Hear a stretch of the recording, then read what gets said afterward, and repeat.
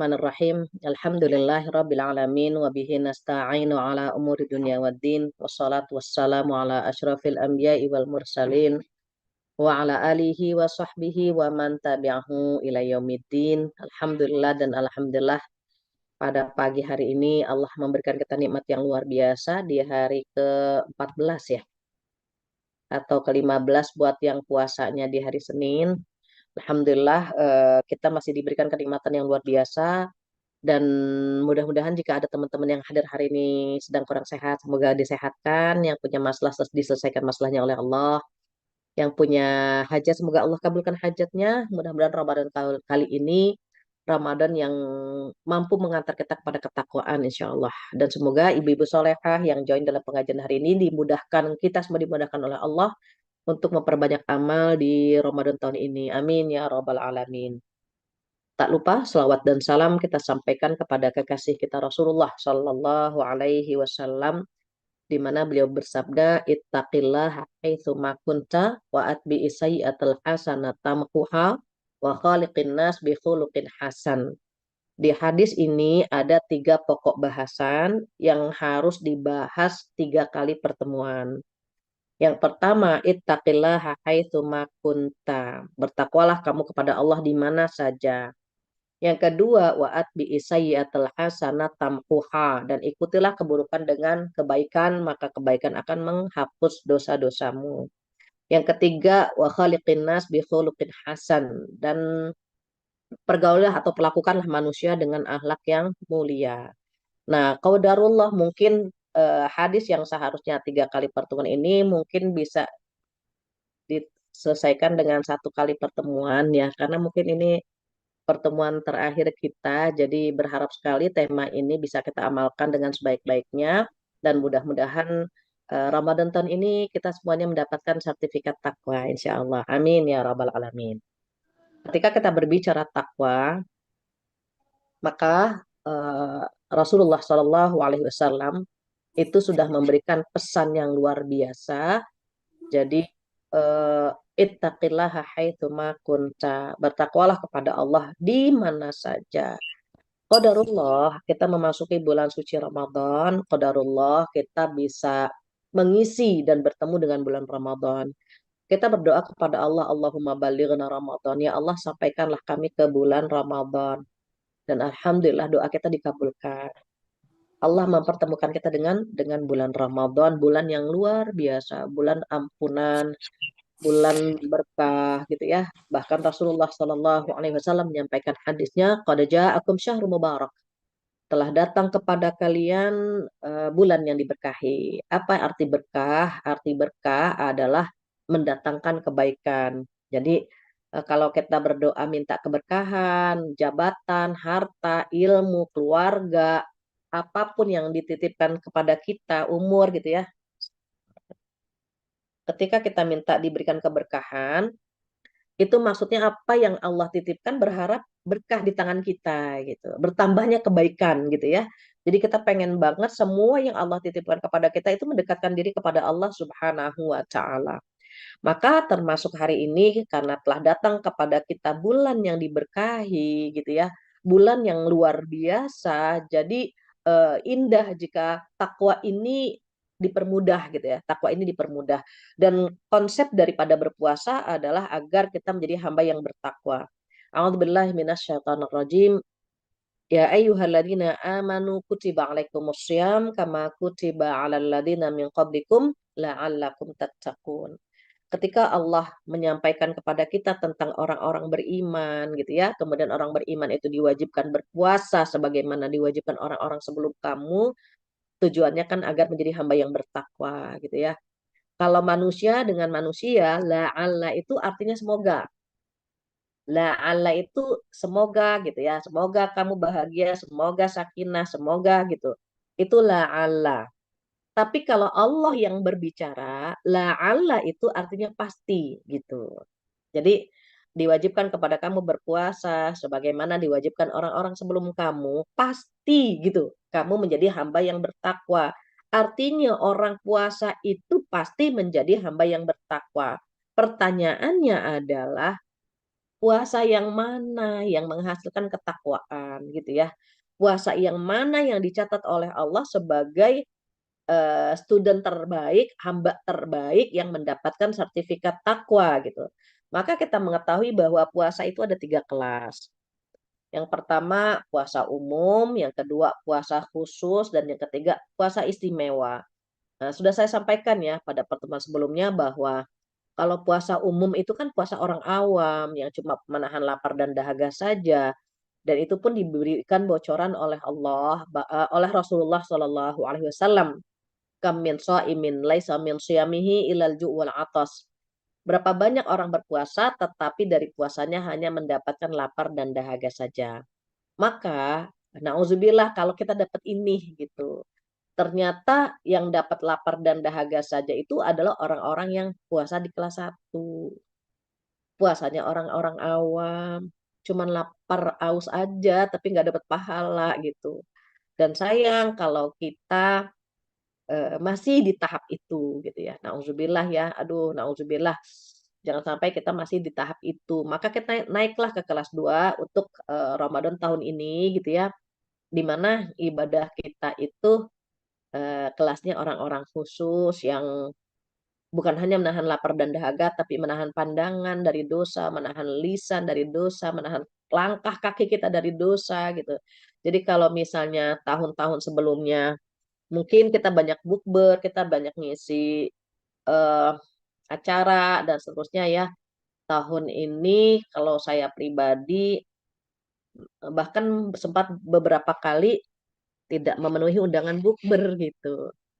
Karena konsekuensi sekarang itu kan kalau udah bukber, perjalanan macet, sampai di rumah malam, tarawih terlambat, itu babak belur banget gitu ya. Jadi ibadah kita tuh babak belur kalau udah bukber gitu. Kecuali kalau kita bisa memanage waktu kita, oke gitu ya. Dulu eh, bukber sampai di rumah nggak terlalu malam, masih bisa tarawih, masih bisa gitu. Nggak ada masalah gitu. Atau buat bukber di tempat yang dekat dari rumah atau gitu ya, dekat dari kantor sehingga even kita bukber tapi ibadah-ibadah yang lain tidak kita tinggalkan begitu. Mengapa? Karena kita pengen banget sudah di posisi kelas 2 gitu ya. Di mana puasa kita benar-benar kita jaga dari dosa dan maksiat gitu. Anggota tubuh kita kita jaga dari dosa dan maksiat.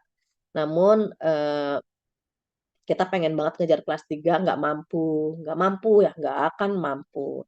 Karena kelas 3 ini kelasnya para sahabat, salafus soleh, termasuk para imam ya, salah Imam Syafi'i diantaranya gitu ya. Kalau udah Ramadan itu kan mereka benar-benar menghatamkan Al-Quran 1 kali di malam hari, 1 kali di siang hari. Aduh kita nggak mampu gitu ya menghatamkan Al-Quran 60 kali selama 1 bulan kita nggak mampu. Jadi beruntung kalau kita sudah di posisi kelas 2, berharap sekali kita mendapatkan detail takwa. Lantas ciri-ciri orang bertakwa ada berapa? 5 di surat Al-Baqarah, 5 di surat Al-Imran. Perintahnya kan bertakwalah kepada Allah di mana saja gitu hadisnya ya. Dan konsep dari berpuasa itu kan menghasilkan ketakwaan. Nah, kita pengen tahu kita udah bertakwa belum gitu. Ciri-cirinya ada di surat Al-Baqarah ayat 2 sampai ayat 5. Mbak Asri boleh tolong dibacakan artinya saja. Mbak Betty juga boleh, Ya, siapa aja siapa saja. silahkan.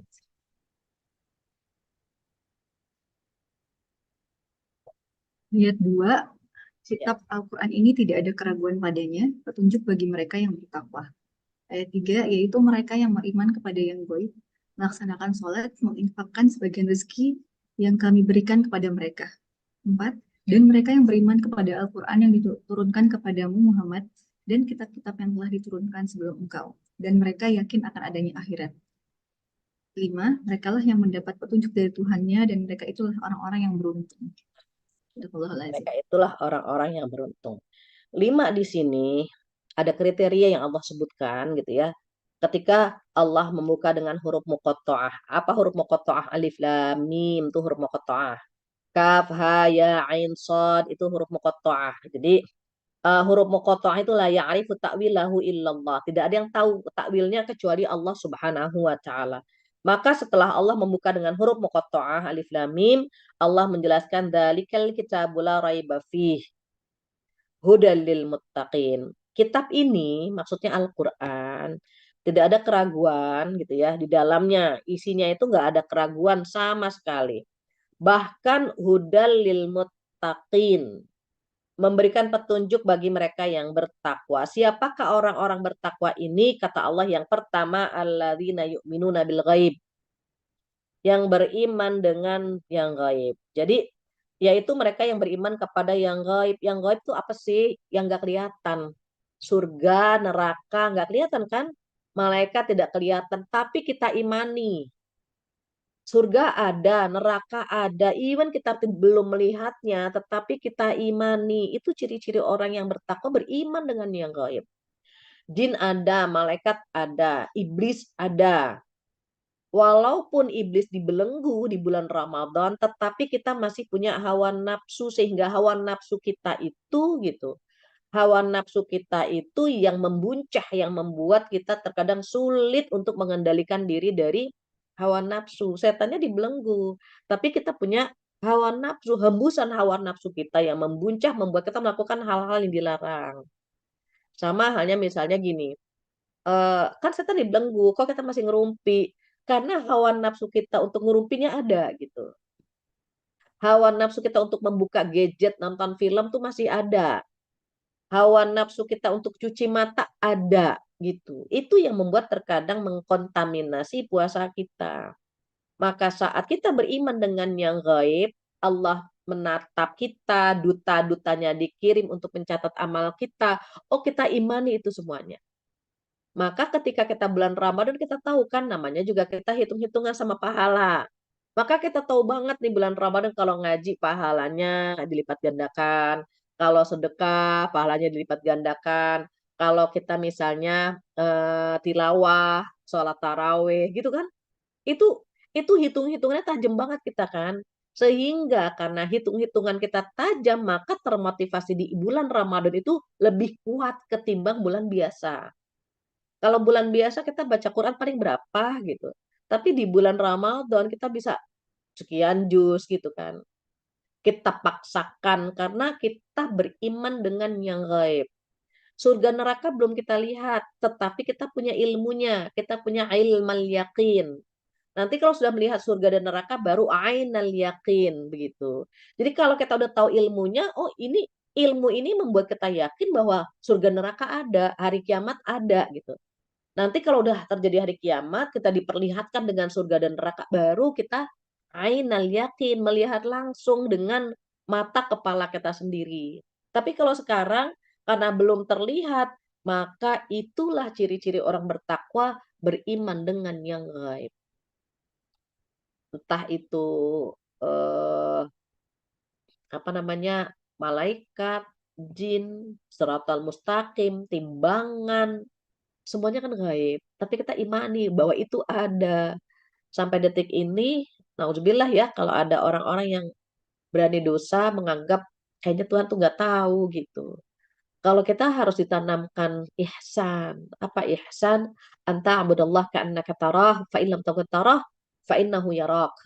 Itu definisi ihsan, engkau beribadah seakan-akan engkau melihat Allah dengan hatimu. Dengan mata hatimu kamu bisa melihat Allah, tuh ihsan. Kalau kamu nggak bisa melihat Allah, Allah melihatmu. Jadi ada musyahadah, ada muraqabah. Musyahadah itu bisa melihat Allah dengan mata hati kita, sementara kalau nggak sampai di level itu, belum ya, kita belum sampai di level itu, kita muraqabah. Merasa dilihat oleh Allah, merasa dipantau oleh Allah. Maka orang-orang yang memiliki sifat muraqabah, insya Allah rasa takutnya itu besar. Sehingga benar-benar Ramadan itu berbuah takwa. Karena takwa itu kan definisi takwa, takut kepada Allah. Secara etimologi ya, secara bahasa takwa itu artinya takut kepada Allah. Secara terminologi, secara istilah, takwa itu menjalankan perintah Allah dan meninggalkan larangannya. Maka mudah-mudahan ketika kita beriman dengan yang gaib gitu ya, kita benar-benar yakin, seyakin-yakinnya Allah itu nggak pernah lalai dengan apa yang kita lakukan. Itu yang pertama. Yang kedua, wa yuqimunas shalah. Ciri takwa yang kedua adalah mendirikan sholat. Diingat ya, mendirikan sholat. Ramadan benar-benar mendidik kita, mentarbiah kita untuk mendirikan sholat. Bukan mengerjakan sholat. Kalau mengerjakan sholat, kita setiap hari sudah. Tapi kalau mendirikan sholat, kita lagi belajar. Karena mendirikan sholat itu, pikiran kita, hati kita, fisik kita tuh nyatu gitu.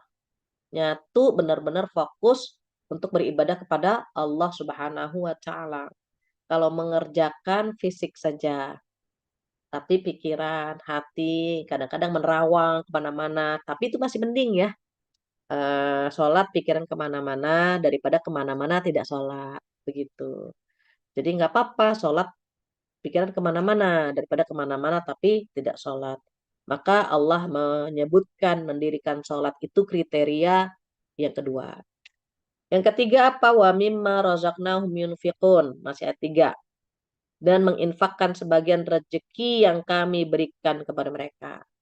Itu Ramadan tuh melatih sedekah, melatih berinfak gitu ya. Apalagi kalau kita lihat surat Al-Balad, ada ayat Allah bunyi gini di Al-Balad, a'udzubillahi minasyaitonirrajim, wa hadainahun najdain falaqtahamal aqabah wa ma adraka mal aqabah fakku raqabah au it'amun fi yaumin dzi masqabah yatiman dza maqrabah au miskinan dza matrabah. Kata Allah, aku berikan kalian petunjuk untuk memilih dua jalan. Allah itu sangat demokratis, Allah ngasih dua jalan, jalan kebaikan dan jalan keburukan. Nah, jalan kebaikan ini kata Allah seperti jalan yang mendaki. Tuh. Sementara jalan yang ke neraka itu easy, gampang banget. Dan Rasulullah sudah ngasih bocoran bahwa jalan menuju ke surga dengan sesuatu yang kalian benci dan jalan ke neraka dengan sesuatu yang kalian suka. Artinya apa? Jalan menuju ke surga dengan sesuatu yang kalian benci karena mendaki gitu. Dan sulit, sangat sulit. Makanya kata Allah apa? Falaqtahamal aqabah. Kamu tuh tidak memilih jalan ini. Wa ma adraka mal aqabah. Tahukah kamu apakah jalan yang mendaki dan sulit ini? Disebutkan di situ ada 4. Ini kaitannya sama harta semua. Kenapa Allah menyampaikan bahwa ini sedekah ini termasuk jalan yang sulit dan mendaki? Karena semua manusia suka sama harta. Semua manusia itu senang punya aset banyak, tuh senang pasti. Nggak ada orang nggak suka harta. Karena orang tersebut kalau sudah menggenggam harta, dia akan menganggap itu miliknya. Dia lupa kalau itu titipan Allah. Kalau sudah punya jabatan, dia lupa itu titipan Allah. Kalau sudah punya ilmu, dia lupa itu titipan Allah. Punya keluarga, lupa bahwa itu titipan Allah. Nyawa saja sampai detik ini, itu titipan. Nah, karena mereka merasa harta tersebut milik Allah, jadi kalau kita bersedekah itu seakan-akan memilih jalan yang mendaki dan sulit. Maka apa kata Allah? Ada 4 yang disebutkan dalam surat itu, jalan yang mendaki dan sulit itu apa saja? Yang pertama, fakku raqabah.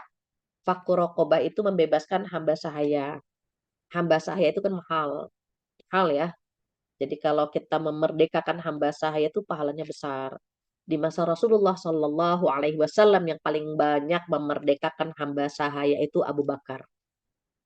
Beliau tajir melintir sehingga Bilal termasuk yang dimerdekakan oleh Abu Bakar gitu ya. Ada beberapa ya, Yasir gitu ya, Ammar bin Yasir dan seterusnya itu kalau nggak salah dibebaskan oleh Abu Bakar.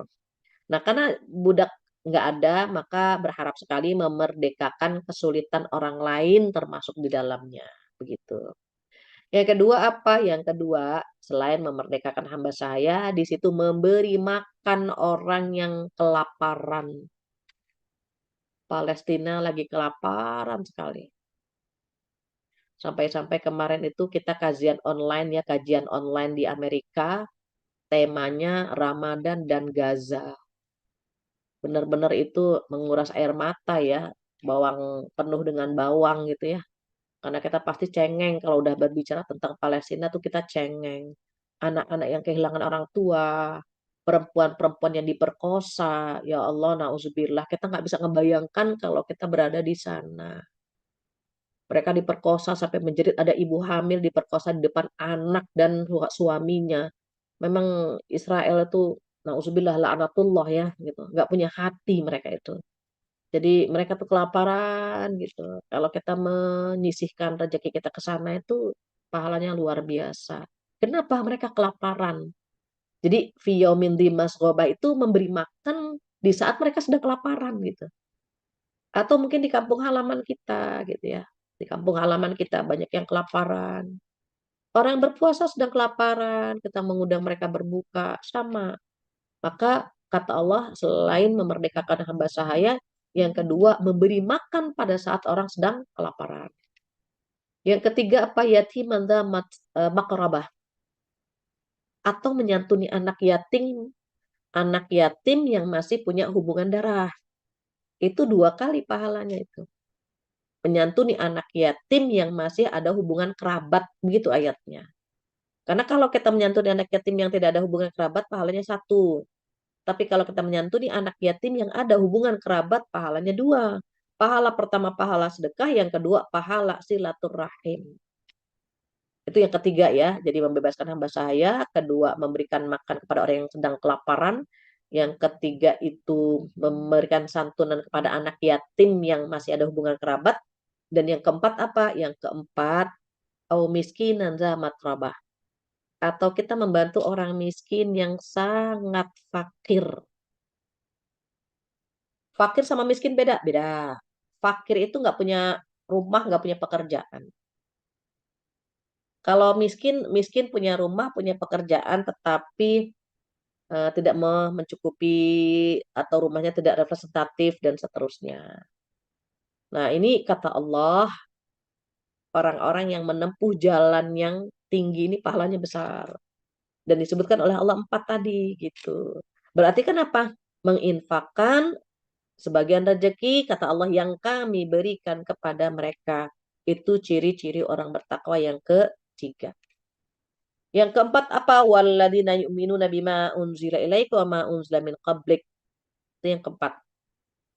Beriman kepada Al-Quran dan kitab-kitab yang telah diturunkan sebelum Al-Quran. Artinya apa? Beriman dengan semua kitab, baik yang diturunkan sebelum Rasulullah maupun yang diturunkan kepada Rasulullah. Kitab-kitab yang wajib diketahui kan ada 4. Taurat turun kepada Nabi Musa, Zabur kepada Nabi Dawud, Injil kepada Nabi Isa, Al-Quran kepada Rasulullah Shallallahu Alaihi Wasallam, imani. Namun yang paling dekat dengan kita yang sekarang, Al-Quran. Sibuklah berhubungan dengan Al-Quran di bulan Ramadan, karena Al-Quran itu turun di bulan Ramadan. Semua yang berinteraksi, yang berhubungan dengan Al-Quran, Allah muliakan. Bulan Ramadan mulia karena bulan turunnya Al-Quran. Lailatul Qadar mulia karena malam turunnya Al-Quran. Rasulullah mulia karena berakhlak Al-Quran. Malaikat Jibril mulia karena membawa Al-Quran. Kita mulia karena belajar membaca Al-Quran. Khairukum man ta'allamal Quran wa 'allamah. Sebaik-baik kalian adalah yang belajar membaca Al-Quran dan mengajarkannya. Belajar bacanya, belajar tafsirnya, belajar mentadaburinya, belajar menghafalnya, belajar mengamalkannya. Masya Allah. Maka alhamdulillah gitu ya, kalau setiap pengajian kan kita buka Quran. Mata kita menatap hurufnya pahala, membacanya pahala, menggenggam Al-Quran pahala. Maka bulan Ramadan bulan berinteraksi dengan Al-Quran. Dan itu rezeki. Nggak semua orang bisa dekat sama Al-Quran. Kita saja pernah merasakan ya, Al-Quran dekat banget sama kita. Tapi kita lebih memilih membaca gadget, HP ketimbang baca Quran. Makanya kadang-kadang kalau baca Quran jangan deket-deket gadget, kalah Al-Quran tuh. Lagi baca Quran tiba-tiba ada notifikasi, tetet, Kita lihat, takut ada yang penting kita baca. Nggak taunya pas buka HP, lanjut ke Instagram, lanjut ke YouTube, lanjut ke Facebook, lanjut ke TikTok. Terus aja nggak selesai-selesai. Kalah Al-Quran sama gadget. Gitu. Kadang-kadang kita sedih gitu ya. Kok kayaknya nggak ada energi untuk baca Quran. Qadarullah itu awal Ramadan Allah lagi ngasih nikmat sama saya dan keluarga ya. Jadi anak saya yang paling kecil kena tipes. Saya demam tinggi sampai dibawa ke IGD ya di infus. Suami sakit, anak saya tiga sakit gitu ya. Kalau habis sakit tuh kita recovery-nya itu lama sekali luar biasa. Jadi lemes gitu ya, lemes gitu sampai ya Allah nikmat nikmat sehat tuh luar biasa, nikmat sehat luar biasa. Karena kalau udah sakit itu kayak nggak ada energi ya. Masya Allah gitu. Jadi luar biasa. Jadi Al-Quran ini nikmat kalau kita dekat-dekat dengan Al-Quran. Sakit, jangankan baca Quran, baca SMS pun nggak mampu gitu ya. Semua huruf double kan gitu. Jadi ada kenikmatan tersendiri ketika kita bisa membaca Al-Quran. Ada kenikmatan tersendiri ketika kita bisa sholat taraweh. Itu luar biasa, Masya Allah. Cemburu ya kalau kita lagi kurang sehat, terus cemburu gitu melihat orang memperbanyak ibadah sementara kita berbaring dan seterusnya. Nah, ini yang keempat. Yang kelima apa? Wabil akhirati hum yuqinun. Yang kelima, orang yang bertakwa ciri-cirinya adalah mereka yakin akan adanya akhirat. Di Jepang kenapa orang banyak yang bunuh diri? Oh, mereka tingkat stresnya luar biasa. Dan mereka itu kalau merasa bersalah, itu insecure, merasa bersalah itu sampai membuat mereka bunuh diri gitu. Padahal mereka udah minta maaf gitu. Udah minta maaf, udah tapi merasa merasa masih bersalah gitu ya. Dan mereka tertekan gitu. Sehingga mereka menganggap bahwa kematian adalah mengakhiri semuanya. Dia lupa, dia nggak tahu kalau ada hari kebangkitan setelah setelah dunia ini di dibinasakan. Mereka pikir kalau udah mati ya sudah selesai. Beda dengan orang-orang beriman. Mengapa orang beriman lebih kuat? Karena mereka tahu dunia ini tempat ujian. Kalau tempat cucian namanya laundry. Kalau dunia tempat ujian, jadi diuji terus. Ini selesai ini. Aduh, Masya Allah. Kalau kita tahu lagi digugurin dosa, akhirnya apa? Ya diasikin aja, dinikmati saja. Bukan kita saja kok yang diuji, semua orang hidup itu diuji. Sehingga kita merasa, it's okay, it's fine, nggak ada masalah. Karena bukan kita saja kok yang diuji gitu berpikirnya. Yang lain juga diuji, tetapi ujiannya berbeda. Ada yang lewat suaminya, ada yang lewat anaknya, ada yang lewat cicilannya, ada yang lewat macam-macam kan penyakitnya. Jadi ketika kita tahu, kita ingat aja, dia juga lagi diuji dengan rumah tangganya. Oh, dia diuji dengan gitu. Jadi kita nggak merasa sendiri bahwa kita yang diuji gitu.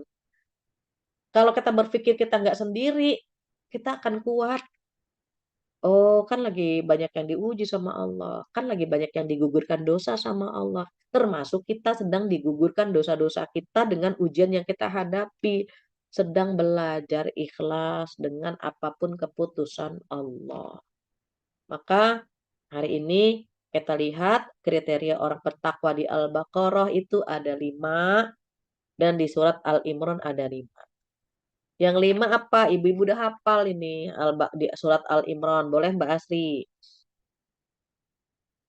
133, 134, 135. Jadi Al-Imran. 5 di Al-Baqarah, 5 di Al-Imran. Al-Imran 133, 134, 135. Sudah saya bacakan. Silakan. Artinya, dan bersegeralah kamu mencari ampunan dari Tuhanmu dan mendapatkan surga yang luasnya seluas langit dan bumi yang disediakan bagi orang-orang yang bertakwa.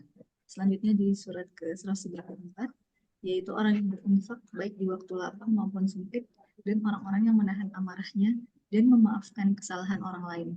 Dan Allah mencintai orang yang berbuat kebaikan. Sampai 135. Satu ayat lagi ya. 135, dan juga orang-orang yang apabila mengerjakan perbuatan keji atau menzalimi diri sendiri, segera mengingat Allah. lalu memohon ampunan atas dosa-dosanya. Dan siapa lagi yang dapat mengampuni dosa-dosa selain Allah? Dan mereka tidak meneruskan perbuatan dosa itu, sedang mereka mengetahui. Sadaqallahu Iya, a'lam. Masya Allah. Ini 5 kriteria hamba yang bertakwa di surat Al-Imran 133, 134, 35. Yang pertama yang disebutkan kembali lagi infak. Berarti 5 sudah ya, 5 sudah kita dapatkan di Al-Baqarah, berarti ini yang keenam. Alladzina yunfiquna fis sarra'i wad dharra. Yang keenam, kata Allah, yang menginfakkan hartanya di waktu lapang maupun sempit. THR cair, infak, atau sedekah. Nggak cair juga sedekah. Awal bulan sedekah, akhir bulan sedekah. Gaji 13 sedekah, nggak ada gaji ke-13 juga sedekah. Maksudnya begitu. Pokoknya ya udah memang jadi sudah mendarah daging sedekah itu. Even ada rezeki kan nggak ada rezeki ya dia tetap bersedekah. Dan biasanya kalau udah tahu gitu ya manfaat sedekah, orang pasti ketagihan, orang pasti kecanduan. Nikmatnya gitu ya. Di antara kenikmatan orang bersedekah itu kan menenangkan hati.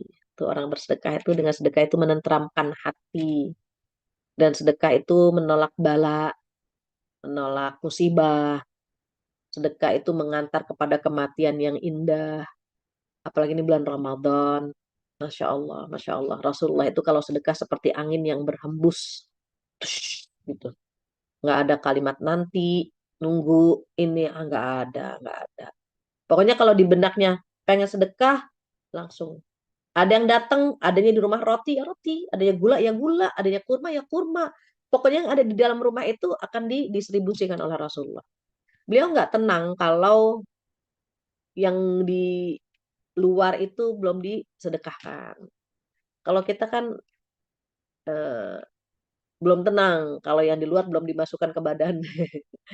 Kalau belum cemal-cemal, cemil-cemil gitu ya, suka gitu. Makanya kita terkadang kalau ada makanan, nggak ada yang makan, itu langsung aja udah gitu. Mumpung masih enak dimakan, didistribusikan saja gitu. Biar bermanfaat gitu ya, biar bermanfaat. Buka puasa makanan numpuk, lauk numpuk misalnya, langsung aja gitu. Kenapa? Kan pengennya Rasulullah Shallallahu Alaihi Wasallam itu kan nyontohinnya seperti angin yang berhembus. Jadi ya udah sedekahnya begitu gitu ya. Nah ini ciri-ciri yang keenam. Alladzina yunfiquna fis sarra'i wad dharra. Yang ketujuh apa? Yang ketujuh wal kadhiminal ghaidh. Mampu menahan amarah. Lagi belajar ya. Pengen banget nggak marah sama anak, sama pasangan, sama orang tua gitu. Pengen banget gitu ya. Kita kalau nggak apa ya, aduh astagfirullahaladzim ya, kalau nggak nahan emosi itu memang perempuan itu capek sedikit tuh ngomel gitu. Kan perempuan tuh ngemil, ngemol, ngomel, itu benar gitu. Iseng dia ngemil, akhir pekan ngemol, capek ngomel gitu kan. Jadi walaupun marah ada yang positif ya, marah yang positif itu kalau anak nggak sekolah ya marah, anak nggak sholat ya marah, itu marah positif. Tapi yang dimaksud di sini adalah marah yang negatif gitu. Kita lagi belajar bagaimana Ramadan ini mampu memanage hawa nafsu, mampu meredam amarah kita. Jangan bangga lah jadi orang pemarah ya, jangan bangga. Yang bangga itu jadi orang sabar gitu. Kalau marah semua orang bisa, tapi kalau sabar kan nggak semua orang bisa gitu. Innallaha ma'as sabirin dan Allah itu bersama orang-orang yang sabar. Jadi kalau kita lagi sabar, oh Allah bersama kita, Masya Allah. Jangan apa ya, jangan diluapkan emosi kita, amarah kita gitu ya. Nah ini yang ke-7. Yang ke-8 apa? Wal'afina 'anil nas. Mudah memaafkan kesalahan orang lain. Balik lagi, Ramadan belajar memaafkan kesalahan orang lain. Memang kalau kita ingat-ingat sakit hati lah ya. Kok dia jahat ya, kok dia membunuh karakter kita, kok dia merampas hak kita, kok. Itu banyak pertanyaan di benak kita, kok dia jahat ya gitu. Tapi kalau kembali lagi kita berpikir bahwa itu kan atas izin Allah untuk menguji kesabaran kita. dada kita lapang untuk memaafkan atau tidak. Apakah kita punya jiwa pemaaf atau pendendam? Itu kan nguji kita gitu. Balik lagi ke sana, semua atas izin Allah. Kalau Allah sempitkan hati kita, sulit kita memaafkan kesalahan orang lain. Diingat lagi, kesel lagi, ingat lagi, kesel lagi gitu ya. Terkadang melihat wajahnya kita jadi sebel lagi gitu kan. Perempuan itu kan ahli sejarah. Perempuan ahli sejarah. Kalau disakiti hatinya akan ingat sampai kapanpun. Apalagi jika yang menyakitinya adalah orang yang paling dia cintai. Oh, dia akan ingat sampai kapanpun. Maka karena kita ahli sejarah gitu ya, eh, jika kita bisa memaafkan kesalahan orang lain tuh Masya Allah, Masya Allah. Allah yang membuka hati kita bisa, ya udah gitu, maafin aja gitu. Terutama ya mohon maaf, yang harus kita maafkan tuh orang tua, pasangan, anak-anak, tuh maafin aja udah, maafin aja. Kesel sama mereka, maafin, dah maafin aja. Kenapa? Karena kalau kita tiada, yang pertama nangisin kita tuh mereka. Yang pertama kehilangan tuh mereka. Jadi kurangilah marahan sama orang-orang yang kita sayang ya. Sebisa mungkin kita maafkan jika mereka punya salah kepada kita, keluarga kita, adik kakak, kerabat. Dah maafin. Memang kadang-kadang ujian itu datang dari orang terdekat. Rasulullah itu dibully, dibenci sama om-omnya kan gitu. Abu Jahal, Abu Lahab. Tapi kan Rasulullah paham betul bahwa ya ujian itu kadang-kadang datangnya dari orang terdekat. Nabi Nuh, Nabi Lut dari istrinya, dari anaknya, Nabi Adam dari anaknya kan gitu. Jadi biasanya orang-orang besar itu diuji lewat orang terdekat. Tapi karena kita pengen banget dapat stempel takwa, kita belajar untuk memaafkan kesalahan orang lain. Itu yang kedelapan. Yang kesembilan apa? Wallahu yuhibbul muhsinin. Allah suka banget sama orang-orang yang suka menebar kebaikan. Maka Ramadan ini bulan menebar kebaikan. Tebar kebaikan sebanyak-banyaknya. Di mana saja.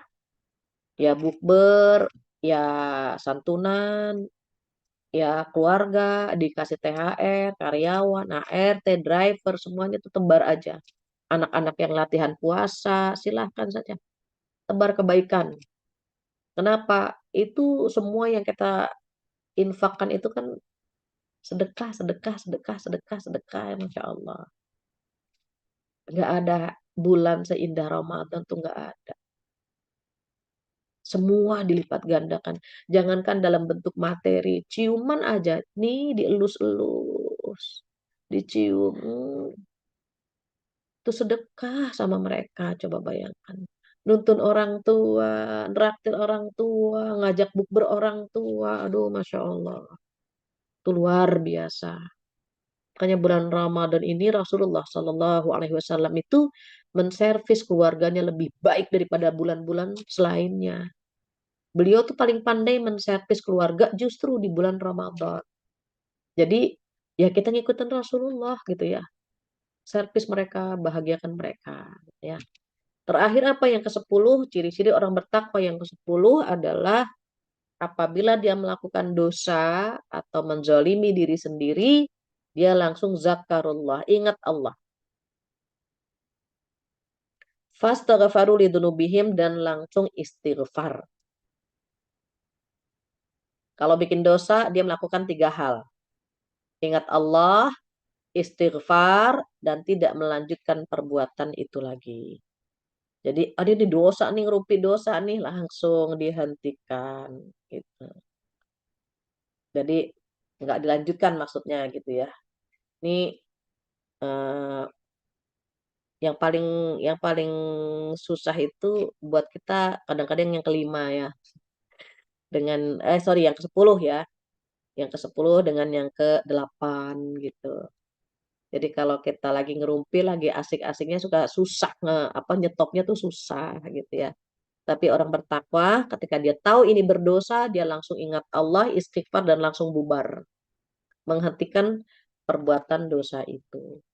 Demikian Ibu-Ibu Soleha, Alhamdulillah 10 kriteria hamba yang bertakwa sudah kita ketahui definisi takwa sudah kita ketahui, tujuan daripada berpuasa di bulan Ramadan ini pun kita ketahui, la'allakum tattaqun. Mudah-mudahan kita diterima ya, amal ibadah kita diterima oleh Allah Subhanahu wa taala, taraweh kita, sedekah kita, puasa kita, semua ibadah yang kita lakukan di bulan Ramadan mudah-mudahan Allah terima. Dan di kesempatan ini pula saya mohon maaf lahir batin untuk semua teman-teman di Bea Cukai. Kalau selama kurang lebih 20 tahun sekian ya, 20 tahun sekian membersamai ibu-ibu di Bea Cukai, ada tutur kata yang kurang berkenan atau ada perilaku yang tidak berkesan, saya mohon dimaafkan. Mudah-mudahan setelah Idul Fitri ibu-ibu mendapatkan pengganti saya yang lebih baik lagi. Dan mudah-mudahan Allah memberikan kita keistiqomahan untuk selalu istiqomah ya dalam menebar kebaikan. Demikian kurang lebihnya mohon maaf. Oh ya, lupa. Ada pertanyaan nggak Mbak Asri? Iya, Ustazah. Hampir saya lupa tutup nih. Ya, Ustazah, ini ada 5 pertanyaan yang masuk di link Slido. Siap, Saya siap. jawab, saya bacakan satu-satu atau Ya, boleh. Langsung aja. Saja. Ya, Assalamualaikum. Neng. Waalaikumsalam. Ya, Bahar nih.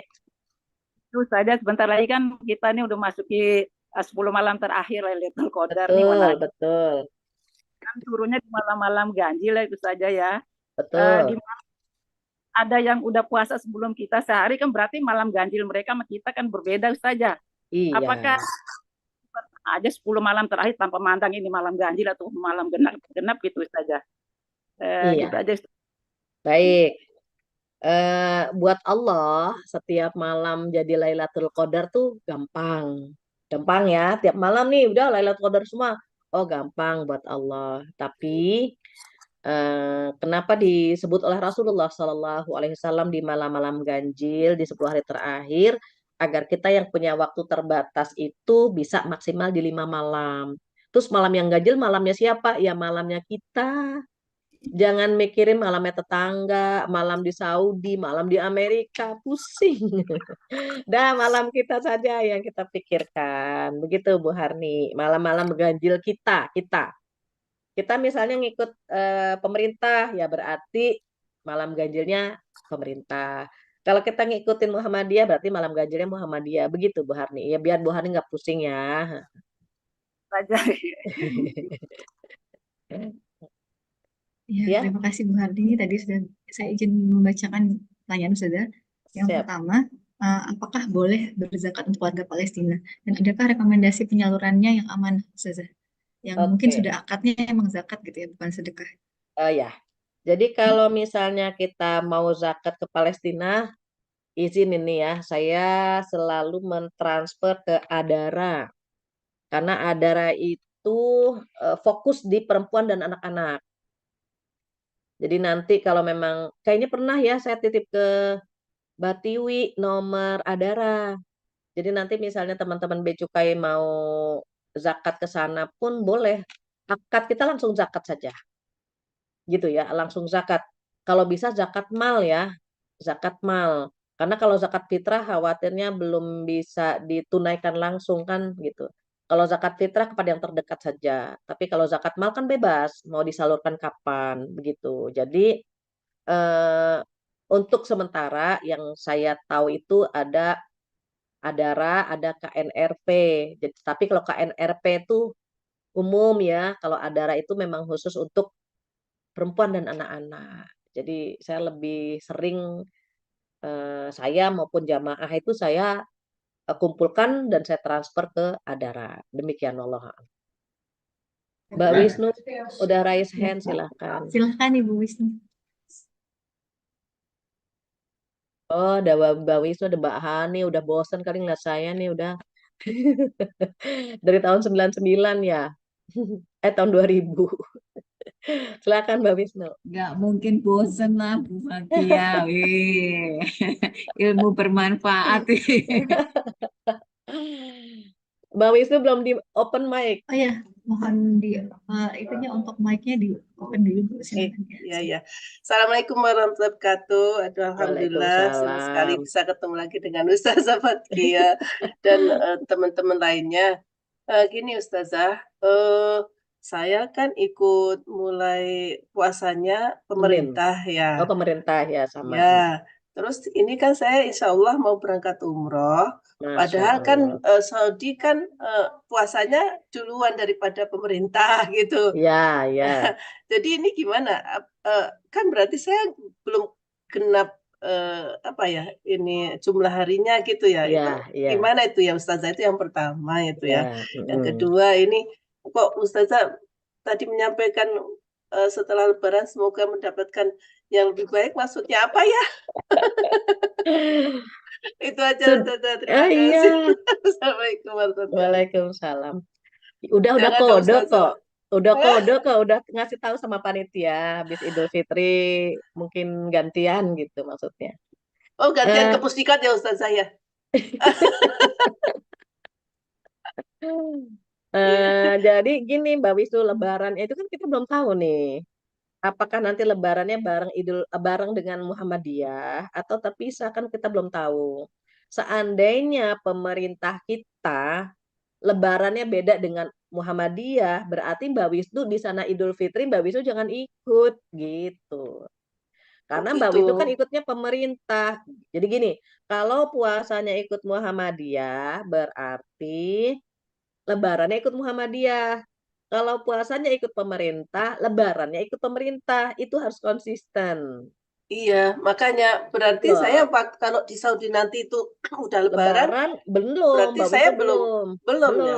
Belum. Oh, Kecuali kalau nanti pemerintah memutuskan puasanya hanya 29 hari gitu ya. Terus hmm, Lebarannya kan bareng tuh sama Muhammadiyah. Ya ikut hmm, Lebaran kita di sana. Begitu, Neng. oh. Jadi saya masih puasa pas Lebaran itu ya dok. Ya Iya, Ustazah ya. iya.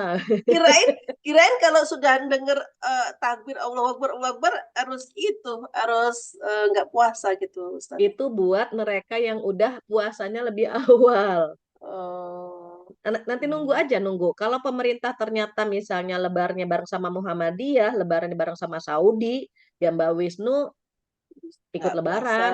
untuk Tapi kalau Lebaran. misalnya pemerintahnya belum lebaran, Mbak Wisnu masih punya kewajiban puasa gitu.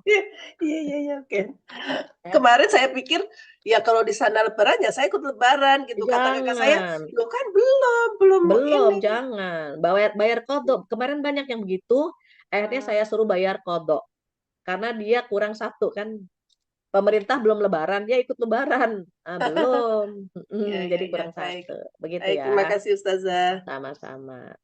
Ya, Ada lagi Neng semoga Asri? menjawab ya. Ya ini masih ada Ustazah, masih ada 4 pertanyaan lagi. Selanjutnya untuk Ustazah apabila sholat subuh dan ada doa kunut, saya datang masbuk di rakaat kedua. Apakah perlu mengulang Ada doa apa? kunut lagi di rakaat masbuk? Ada doa kunut Ustaz, Oh doa iya, kunut. iya.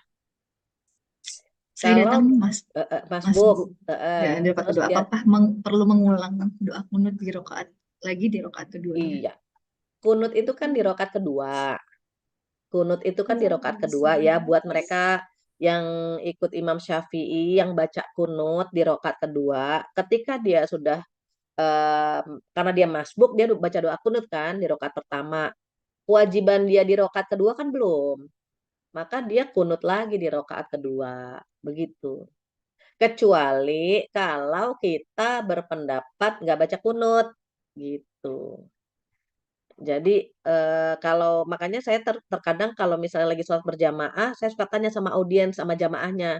Di sini ada kunut atau enggak? Kalau ada kunut, saya baca kunut. Kalau enggak ada Bu, ya udah saya enggak baca kunut gitu. Jadi kalau kita yang berpendapat bahwa sholat subuh harus pakai kunut, berarti di rakaat kedua kita baca kunut. Begitu. Allah alam. Sudah saya lihat lagi ini ada lagi soalnya Mas. Ya. Terus untuk ibadah atau amal atas nama orang tua yang sudah meninggal, apakah perlu diniatkan Ustazah? Misal saya Iya, membaca Quran untuk ibu. iya. Niatkan pahalanya untuk almarhum ayah atau almarhum ibu gitu. Misalnya kita sedekah, kita niatkan ini pahalanya buat almarhum almarhumah kedua orang tua saya. Kita baca Quran atau kita baca Fatihah, apa aja niatkan. Umroh nih, kalau saya umroh sayang kalau cuma sekali. Saya kadang-kadang pertama umroh buat saya, yang kedua saya bagi tuh anak-anak, nah kamu umroh buat ibu, kamu umroh buat ayah, nanti yang ini buat mertua gitu. Jadi umrohnya nggak sekali, biar kitanya dapet, orang tua kita juga insya Allah dapet. Demikian Allah. Siap, Ustazah. Lanjut ya, Ustazah. Bagaimana jika kita masih merasa ada kesalahan dengan orang tua yang sudah Masih meninggal? apa? Masih merasa ada kesalahan dengan orang tua yang sudah meninggal. Bagaimana cara meminta maafnya? Pertama, mohon ampun kepada Allah Subhanahu wa Ta'ala. Kalau memang pernah melukai hati orang tua, maka taubatan nasuha. Taubatan nasuha. Yang kedua, tambah amal soleh orang tua kita. Tadi ya diantaranya mungkin misalnya dengan sedekah, dengan kurban nanti Idul Adha atas nama orang tua kita. Oh, mereka bahagia sekali kalau anak-anak soleh itu bisa mentransfer pahala gitu ya. Dan saya mengambil pendapat yang sampai. Jadi amal soleh anak itu yang diniatkan untuk orang tuanya itu insya Allah sampai. Makanya Rasulullah Shallallahu Alaihi Wasallam kan ada badal haji kan gitu, membadalkan haji orang tuanya gitu. Jadi tetapi untuk membadalkan haji kan harus anaknya sudah haji dulu gitu. Tambah amal soleh orang tua dan mereka insya Allah bangga banget punya anak-anak yang mentransfer kebaikan kepada almarhum atau almarhumah kedua orang tuanya. Demikian. Jarinya. Lanjut ya Ustazah, masih ada 3 pertanyaan lagi, saya baca cepat aja. Antara bukber dengan orang tua, tapi suami tidak mendapatkan tarawih berjamaah, mana yang lebih baik? Kalau misalnya cuma sesekali, kan bukber nggak tiap hari ya. Sesekali bareng sama orang tua, menyenangkan mereka pahala gitu. Kan dekat rumah orang tua ada masjid juga. Jadi kalau misalnya justru udah gampang ya, gampang misalnya anak-anak gitu. Saya tuh suka ada walaupun cuma 1 hari itu ada bukber. Semua anak-anak sama mantu itu bukber gitu. Cucu kumpul semuanya. Tapi kan kalau bukber kan dekat rumah kita ada musola juga, tidak menghalangi dia untuk taraweh kan sebetulnya begitu. Kalau misalnya nggak bisa, ya sudah, hormati, sayangi, servis orang tua. Kan wajib. Taraweh kan sunnah, bisa nanti pas pulang dari acara orang tua, di rumah kan kita bisa taraweh. Gitu, nggak apa-apa. Orang Ya. tua dahulukan. Ini pertanyaan terakhir. Ada yang ingin fidyah untuk orang tuanya, karena saat ini kondisi orang tuanya sedang tidak berpenghasilan, bahkan masih berhutang. Bagaimana caranya Ustazah? Apakah harus akad atau bisa langsung transfer dalam bentuk uang, Ustazah? Kalau orang tuanya, mohon maaf ya, belum bisa memanage harta, maka anak ini bisa melunasi hutang orang tuanya. Tapi kalau orang tuanya pinter memanage harta, cuma tergelincir ya dengan entah ditipu dan seterusnya, dia bisa titipkan sama orang tuanya. Ibu, ini rezeki saya cuma segini, tapi minimal bisa bantu ibu untuk membayar utang sama A, sama B, sama C. Yang bayar nanti ibu atau saya ya gitu, biar orang tua kita dihargai gitu. Tapi kalau dikasih orang tua habis aja gitu ya, kita aja ngatur. Bu, kemarin saya udah transfer ke Bu A untuk melunasi utang ibu sekian, ke Bu B sekian. Ibu kita cuma dapat laporannya saja, itu nggak apa-apa begitu. Memang kalau ada anak-anak, jadi sekarang ini ada sandwich generation ya. Nah, sandwich generation ini kan dia kayak sandwich, ditekan dari atas orang tua, di bawah juga anak dan keluarga dan seterusnya. Kalau saya berpikirnya dinikmati saja, mungkin itu bagian dari takdir Allah, dia diberikan kesempatan beramal lewat hartanya dia.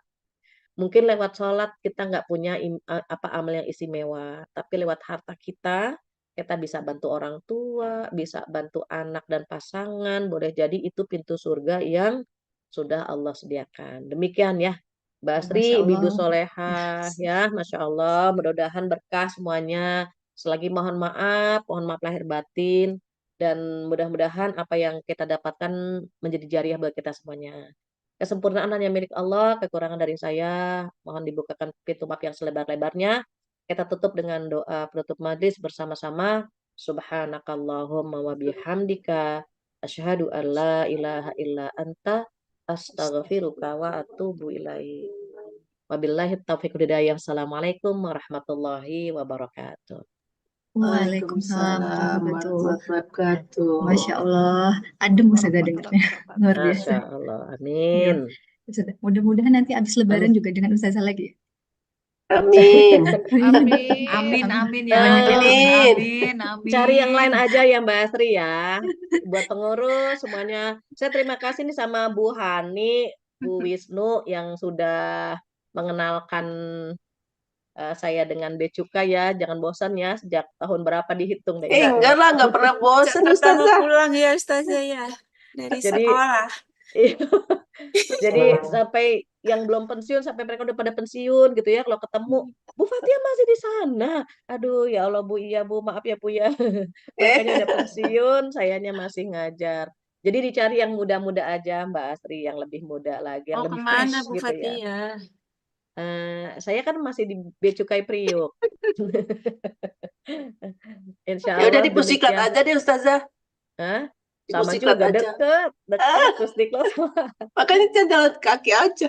Iya, mohon maaf banget ya. Jadi nanti biar ada yang menggantikan saya. Udah dikode-kode kok dari awal tahun kemarin gitu ya. Harusnya dari Januari seharusnya.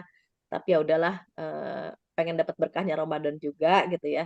Jadi mohon maaf lahir batin buat ibu-ibu semua. Mohon maaf banget jika kurang lebih ya. Saya ingatnya waktu dijemput sama Mbak Wisnu sama Mbak Hani itu saya lagi hamil anak kelima. Masih di Dan rumah yang anak dulu. Yang iya di Gading Ika. Raya kan, dan anak saya sekarang udah 23 Udah ada tahun, cucu ya. 24, udah ada cucu gitu. Masya Jadi udah lama Allah. banget ya, udah lama banget. Iya. Jadi mohon maaf. Mudah-mudahan nanti ada guru yang lebih baik lagi insya Allah. Demikian, kurang lebihnya mohon maaf. Wassalamualaikum warahmatullahi wabarakatuh. Waalaikumsalam Waalaikumsalam warahmatullahi warahmatullahi wabarakatuh. Banyak ya Bu Amin. Fatia. Batin, Bu Fatia. Sama-sama ya Mbak Rita. Iya, Aduh, mohon saya maaf lahir kaget sekali Bu batin. Fatia. Kenapa Bu Fatia jadi sedih saya? Udah cukup insya Allah Mbak Rita. Insya Allah ada lagi kok teman-teman saya yang menggantikan saya. Mbak Betty, Mbak Wisnu, Mbak Hani, Iya, Mbak Bu Nani, Fatia. Mbak Harni, Mbak Sehat Asri, Mbak ya. Tiwi ya. Iya. Semuanya Saya mau saya yang boyong ke Mbak Rita. Sidoarjo.